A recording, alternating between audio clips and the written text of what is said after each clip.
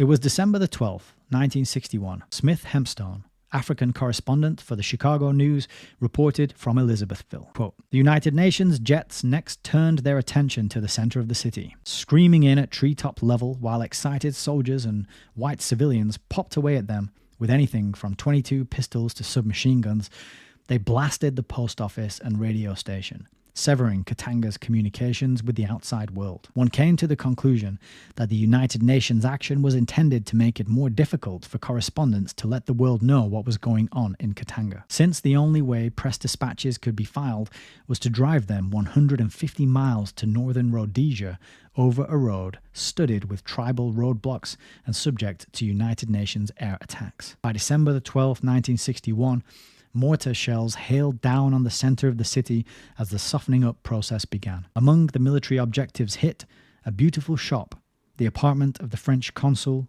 Sabina Airways office, the Roman Catholic Cathedral, the Elisabethville Museum. A car pulled up in front of the Grand Hotel Leopold II, where all of us were staying. Look at the work of the American criminals, sobbed the Belgian driver. Take a picture and send it to Kennedy. In the back seat, his eyes glazed with shock, sat a wounded African man, cradling in his arms the body of his 10-year-old son. The child's face and belly had been smashed to jelly by mortar fragments. The 46 civilian doctors of Elisabethville unanimously issued a joint report on the United Nations actions against Katanga, which included the following account of the December 12, 1961 bombing of the Shinkolobwe Hospital. Quote, the Shinkolobwe Hospital is visibly marked with an enormous red cross on the roof of the administrative pavilion. At about 8 a.m., 2 aeroplanes flew over the hospital twice at very low altitude. At about 9:30 a.m., the aeroplanes started machine gunning the market square and then the school and the hospital, in which there were about 300 patients and their families. The administrative building,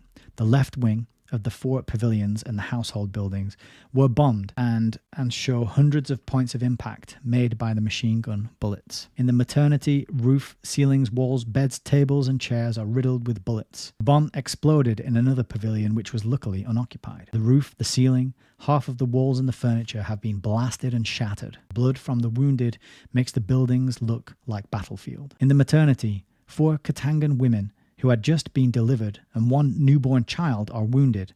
A visiting child of 4 years old is killed.